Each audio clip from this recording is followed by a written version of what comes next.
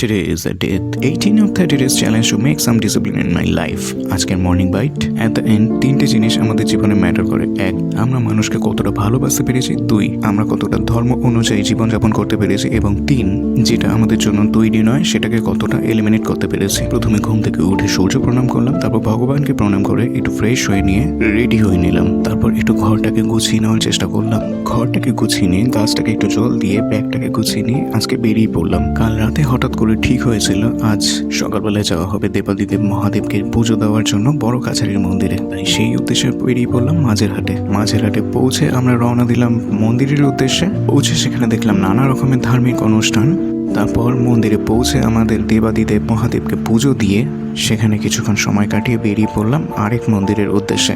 সেই মন্দিরের নাম স্বামীনারায়ণের মন্দির। এখানকার আর্কিটেকচারাল গঠন এবং নানা রকমের কারুকার্য অসাধারণ। এখানেও কাটালাম কিছুক্ষণ সময়, তারপর বেরিয়ে পড়লাম বাড়ি ফেরার পথে। যেহেতু সারাদিন বাইরে বাইরে কেটেছে তাই বাড়িতে ফিরে প্রথমে ফ্রেশ হয়ে করে নিলাম চ্যান্টিং, তারপর গুরু প্রণাম, তারপর হনুমান চালিসা পড়ে আজকের গ্র্যাটিটিউড লিখে বসে গেলাম আজকের লার্নিং সেশনে। শেষে ডিনার করে আজকের বেঁচে থাকা কিছু কাজ কমপ্লিট করে আজকের মতন দিন শেষ করে দিলাম। কালকে আবার একটা নতুন ভিডিও নিয়ে দেখা হচ্ছে। ততক্ষণ বাই, গুড ডে।